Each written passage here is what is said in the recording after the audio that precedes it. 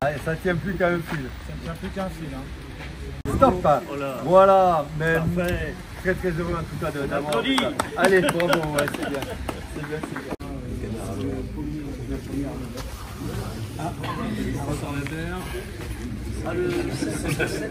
Monsieur Faure, donc, qui est l'architecte, le maître d'œuvre du projet.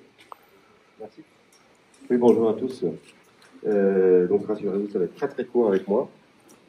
Voilà, donc effectivement, je suis l'architecte du projet. Je ne suis pas seul. Je voudrais remercier avant toute chose en fait le maître d'ouvrage, avec qui nous avons passé de nombreuses années, mais toujours, en tout cas, même jusqu'à la fin, avec un réel plaisir en fait. Donc ça s'est toujours très très bien passé. Je tiens à le souligner. Je voudrais remercier également, en fait, je suis architecte, mais on a toute une équipe, un groupement de maîtrises d'œuvre, en fait, qui est avec moi. Donc, ils sont représentés aujourd'hui ici par le bureau d'études BECOM, bureau d'études fluides, Michel Perret qui représente le bureau d'études Racine Carré, économiste de la construction, Franck Le Gavre pour le bureau d'études Le Gavre, au niveau des PRD, sont absents aujourd'hui le bureau d'études CEBA en structure et Vénatech acousticien. Voilà, les remerciements sont terminés. Je voudrais dire deux mots en fait sur le bâtiment tel qu'il a été conçu il y a 7 ans maintenant. Concours gagné en octobre 2017, livré ce mois-ci, voilà, le 30 novembre. Donc c'est pas habituel en fait sur des bâtiments d'être aussi long que ça, mais bon, ça a été un sujet un peu complexe. La conjoncture économique depuis quelques années en fait est un peu délicate. On a eu aussi quelques soucis techniques à essayer de résorber en fait. On y est arrivé, aujourd'hui c'est terminé, on est tous très contents de ce bâtiment-là. Le bâtiment a été voulu, conçu au départ en fait comme une architecture la plus minimaliste possible. C'est un peu le credo à l'agence, on essaie de faire les choses de notre métier le plus discrètement possible. Voilà pourquoi en fait on a plutôt une architecture noire côté urbain, c'est-à-dire que le noir en fait s'intègre au mieux dans son environnement. On est un peu ici aussi en décalage justement avec tout ce qu'on peut voir dans la zone d'activité, et c'est très souvent le cas sur les zones d'activité où on a profusion de couleurs, de formes, de dimensions et d'enseignes. Là, on a cherché justement à rester le plus sage et le plus sobre possible. On est assez bas en fait positionné dans le site, donc depuis la rue, on n'est pas très très présent, mais c'était pas une volonté en fait d'être le plus présent possible. On a cherché aussi à être le plus fonctionnel possible, forcément, sur un bâtiment de ce type-là. Voilà pourquoi la forme en boomerang s'est un peu imposée de par le site et de par l'organisation fonctionnelle en fait des services de la bureau. On a privilégié la fluidité des espaces de distribution, notamment sur la partie administration, également ici, bien sûr, en fait, sur ces halls de hangar, et puis également sur la partie intérieure en fait de la cour de service, en fait, la cour de manœuvre, avec la coursive périphérique et abritée. Ça peut servir d'être abrité ici en Bretagne. Voilà. Écoutez, je peux juste rajouter aussi un mot en fait sur les notions de bâtiment durable. Forcément, aujourd'hui, on essaye de l'être le plus possible. Donc, malgré la grande nappe d'enrobé que vous voyez, on a essayé quand même de la réduire au maximum. Mais la grande nappe d'enrobé, c'est forcément une question de fonctionnement en fait pour les agents de la Bureau Est. Malgré ça, on a quand même réussi à conserver en fait des grands espaces de végétalisation et donc de non-imperméabilisation des sols en fait, donc plutôt dans la zone là-bas qui devra être plantée dans quelques temps en fait avec quelques arbustes, et également aussi en périphérie du site.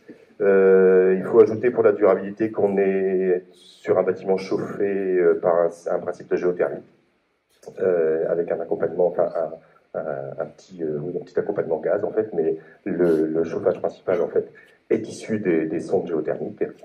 Et puis on a aussi un peu de récupération des eaux pluviales en fait qui servent à la récupération, à l'alimentation en fait de la zone de lavage en fait. Voilà. Écoutez, je passe mon tour. Très bien, merci beaucoup. Monsieur le Préfet, déjà je tiens à vous remercier d'avoir pu être présent aujourd'hui, d'avoir pu libérer votre agenda. Je vous prie aussi d'excuser Frédéric Lechelon, donc directeur de la DIR Ouest, qui n'a pas pu être présent aujourd'hui. Mais sachez que, comme pour moi, l'aboutissement de ce projet, c'était vraiment quelque chose qui lui tenait à cœur. Donc, il regrette de ne pouvoir être présent aujourd'hui. Alors, je souhaite aussi que nous ayons une pensée pour Camille Dréano, donc, qui est un agent du CEI de Vannes qui est décédé le 1er mars 2023, donc qui n'aura pas pu rentrer dans ces nouveaux locaux. Monsieur le Préfet, donc vous avez plus de chance que moi, puisque vous êtes le seul, finalement, à avoir pu participer à la fois à la pose de la première pierre, donc c'était en octobre 2022, et puis aujourd'hui à l'inauguration. Donc, 2022, c'était ça, en 2022 2023. Ah oui, mais j'ai toujours eu un problème avec les dates. Voilà. 25 mois de travaux, ça faisait long. Ouais. Vous avez dit que c'était long, mais je me suis laissé influencer. Voilà. C'était 2022? Ah. Il me semble. Bon, il y a doute. Non, on vérifiera les dates. Non, mais je pense que c'était octobre 2022. Mais, en tout cas, vous étiez là. Ouais. Donc, ah ouais, ça me souvient très bien. Voilà. Alors, c'est pas tous les jours qu'à la DIR Ouest, on a l'opportunité de réaliser un nouveau CUI. Et en plus, en maîtrise d'ouvrage public, hein, c'est quelque chose qu'on ne fait pas tous les jours. Alors, comment dire, cette réalisation, finalement, elle était plus qu'attendue, elle était plus que nécessaire, et elle répond à une attente forte des agents du CEI de Vannes. D'ailleurs, certains n'ont même pas pu attendre, sont partis en retraite et sont là aujourd'hui, mais verront qu'on n'a pas menti, qu'on a quand même terminé le CUI. En tout cas, une attente forte pour ces agents qui ont travaillé pendant de nombreuses années dans des conditions plus que dégradées, puisqu'il n'y avait pas de salle de repos digne de ce nom, il y avait des vestiaires vétustes, des sanitaires également. Donc voilà. Alors, rappelons-nous également que le premier CUI de Vannes, alors je crois qu'il y a des agents ici qui sont arrivés en 1994, donc a été construit en 1991 pour une quinzaine d'agents, pour un effectif d'une quinzaine d'agents et un réseau à entretenir d'à peu près 67 km. Alors, à la création de la DIR Ouest en 2007, donc on a supprimé le C8 Musillac et on a décidé d'intégrer au C8 Vannes une quinzaine d'agents en plus et une trentaine de kilomètres de réseau en plus. Donc voilà, donc la taille du C8 Vannes, du premier C8 Vannes est vite finalement devenue insuffisante. Alors, 2 ans de travaux, vous disiez c'est long, oui, ça paraît long, mais en même temps c'est plutôt court par rapport au temps qu'il faut pour mûrir un tel projet. Alors, comment dire, et notamment pouvoir surmonter tous les aléas techniques. Alors, il y a eu déjà des problèmes au niveau du financement, puisque le financement n'était pas acquis dès le départ. Il a fallu, en gros, batailler pour obtenir les crédits nécessaires. Les aléas techniques, vous en avez parlé, donc notamment les problèmes de portance du sol, puisque je crois qu'on a du limon en profondeur, ce qui fait qu'on a dû renforcer les fondations, ça renchérit les coûts du projet, voilà, donc ça a pris un peu plus de temps que prévu. Et puis, ce qu'on n'imagine pas, c'est de travailler en site occupé. Enfin, je pense que pour un architecte, ça représente quelque chose. Ça veut dire qu'il faut assurer la continuité du service, hein, puisque les agents continuent à travailler, on ne les a pas mis en congé pendant 2 ans. Et donc, ça, c'est quelque chose qui est quand même pas très facile à réaliser. Alors aujourd'hui, toutes ces difficultés, finalement, elles sont derrière nous. Hein.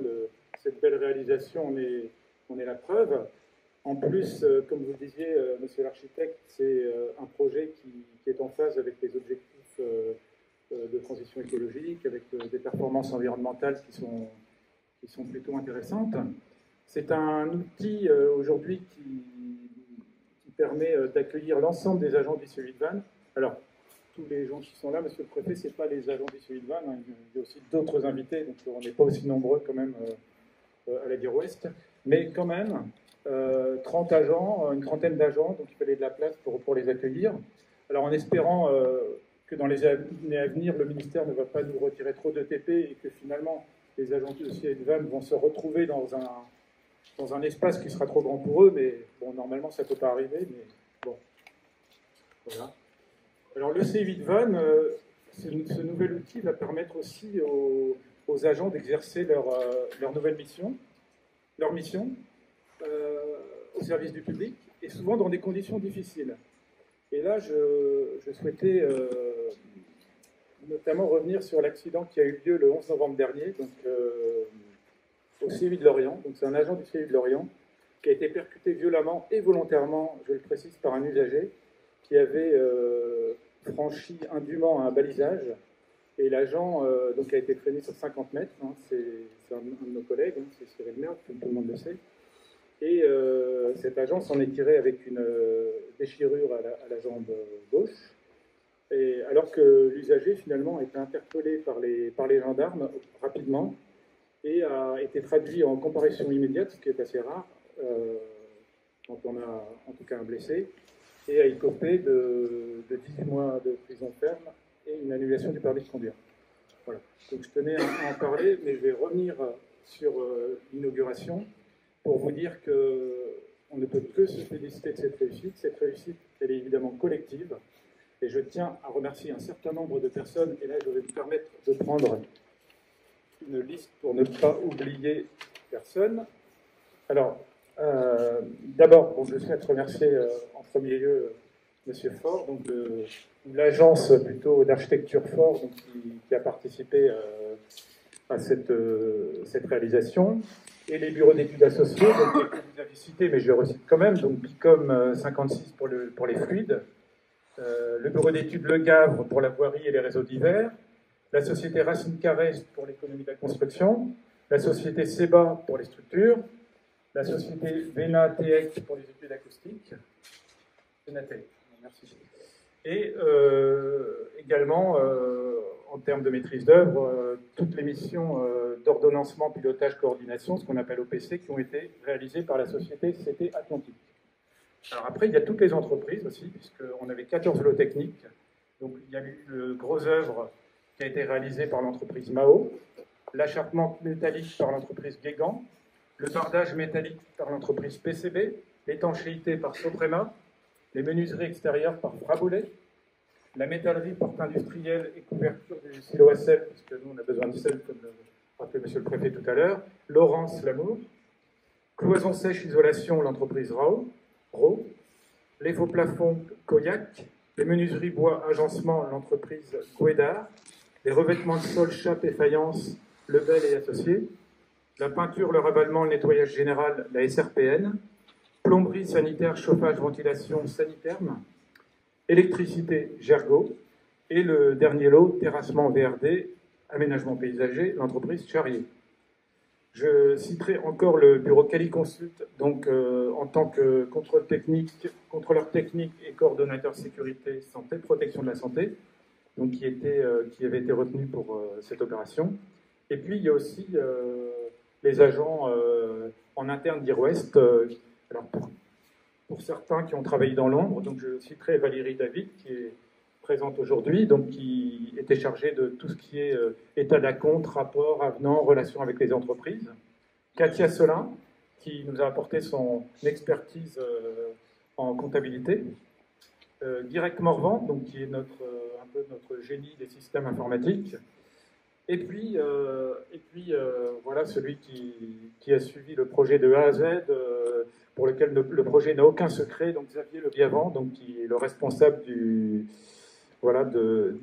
pôle PEFIC chez nous, assisté de Mathieu Menbo, et qui a coordonné en tant que maître d'ouvrage l'ensemble du projet.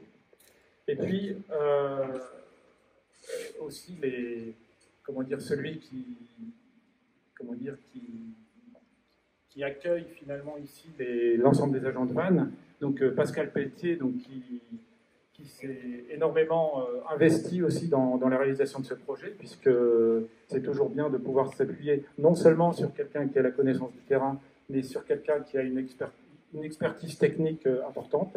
Donc Pascal Pelletier, voilà, que je tiens aussi à remercier. Voilà, et voilà, je ne vous dirai pas plus, et je vais vous céder la parole, monsieur le préfet. Merci à vous.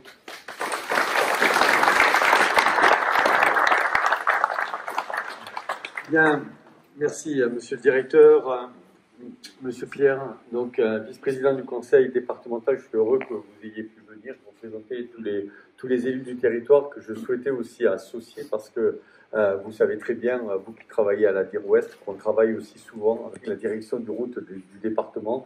Moi, en tant que préfet, je le sais bien, puisque quand il y a des déviations à faire pour des raisons X, Y ou Z, on fait tout ça ensemble au PC de crise à la préfecture. Donc merci beaucoup, monsieur Pierre, d'être là. Je suis très heureux, alors 1 an ou 2 ans après, on va expertiser ça, monsieur le directeur, quand même,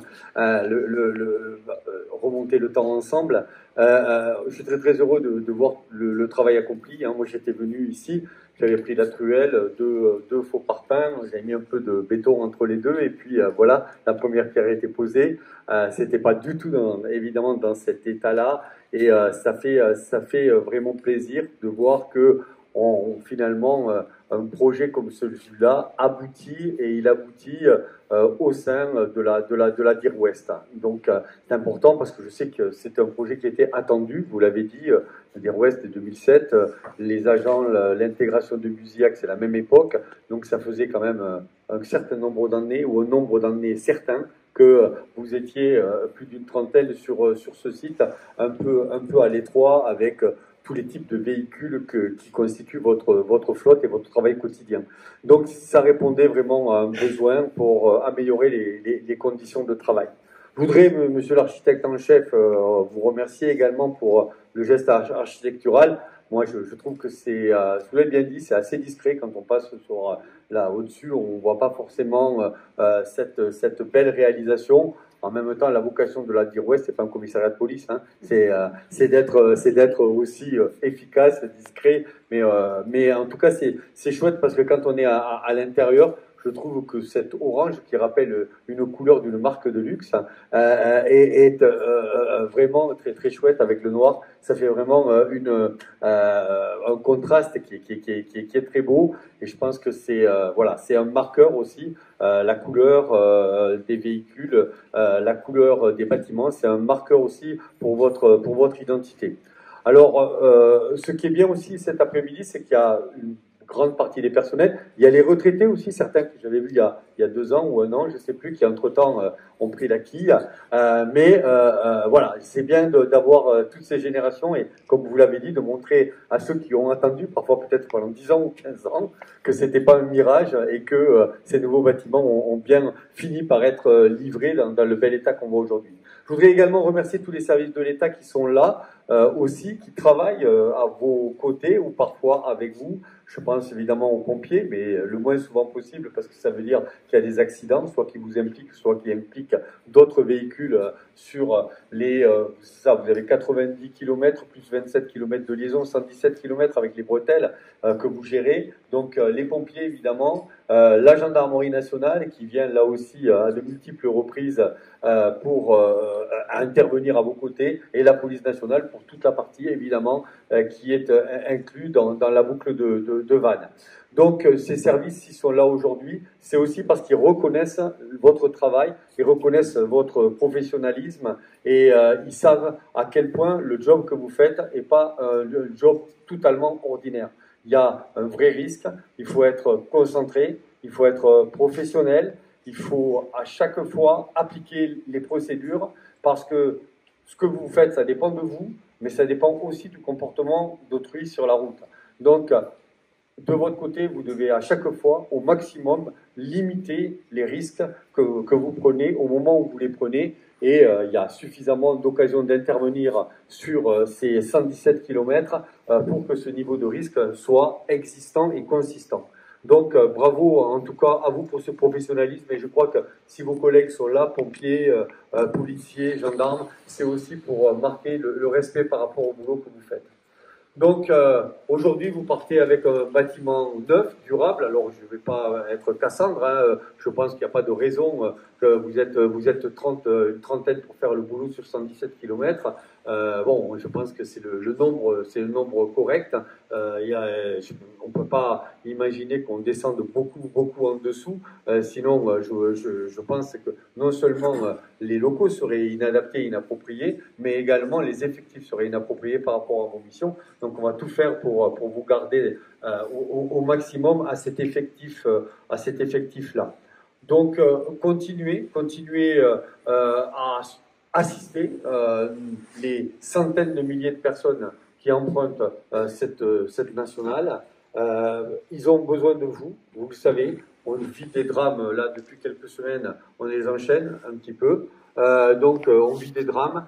Donc tout ce que vous faites pour sécuriser cet axe, c'est de la valeur ajoutée. C'est vraiment quelque chose dont nos concitoyens ont conscience un peu, pas beaucoup, pas du tout. Il va y avoir tous les cas de figure. Mais nous, les autorités, on sait que c'est vous qui sécurisez ce réseau et c'est très très important. Alors après, il y a des semaines avec, il y a des semaines sans. Mais en tout état de cause, il faut à tout prix, notamment quand il y a des travaux, hein, parce qu'on voit bien que quand il y a des travaux, plus le brouillard, on rentre dans un tunnel accidentogène et en général, ça loupe pas. Donc il faut vraiment tout faire si on a du mauvais temps pour réduire ce risque.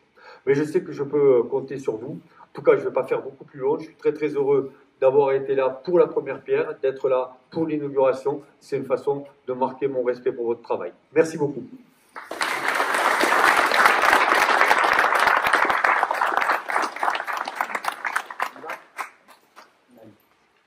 D'accord. Un déménagement qu'on a mis à l'entrée. Vous avez mis à l'entrée. On a les diplômes, voilà. Et le pont là, donc c'était le pont qui a été construit, mais il y a longtemps, non? Il a été construit dans les années 80. Il a été inauguré en 96. Ah ouais, d'accord. Ah, je pensais que c'était plus avant. Il a été refait alors. Non, alors, sur la Roche-Bernard, il y a plusieurs ponts. Trois ponts. Il y a je connais. Il y a au moins trois. Et on retrouve sur les cartes postales de l'époque, donc le pont flottant de la Seconde Guerre mondiale, le pont qui a été détruit auparavant, d'accord. Le pont encore plus ancien, qui était un pont Gustave Eiffel. Ah ouais, incroyable. Et après, on arrive sur le vôtre, sur l'actuel. Non, entre les deux, il y a celui-ci qui appartient maintenant au conseil départemental. Ah oui, d'accord. Ah oui, c'est vrai. Ah ouais, on y a été. Et après, on a la construction. On a la construction, voilà, la construction du pont actuel. D'accord. Et au niveau des piliers, du choix des piliers par rapport au sol, c'était pas évident parce qu'il faut que ce soit dur un peu, quoi. Voilà, il fallait que ce soit dur. Et la contrainte de cet ouvrage, c'est qu'il fallait qu'il laisse passer la navigation de plaisance, donc avec des mâts qui sont assez. De panneaux de signalisation, signalisation temporaire, le stock de signalisation permanent, un stock de tampons qui sert principalement sur des dégradations ou à des accidents pour pouvoir être remplacé le plus rapidement possible. Sur la droite, on a l'atelier qui aujourd'hui n'est pas tout équipé. Pour faire l'entretien au premier niveau, surtout du matériel de motoculture. Voilà, tous nos déboussages, voilà. Réparer un panneau, etc. Donc petit bricolage, on ne fait plus d'entretien de véhicules chez nous. D'accord. Ah bien. On va avoir des locaux de stockage, donc du matériel au fond à droite.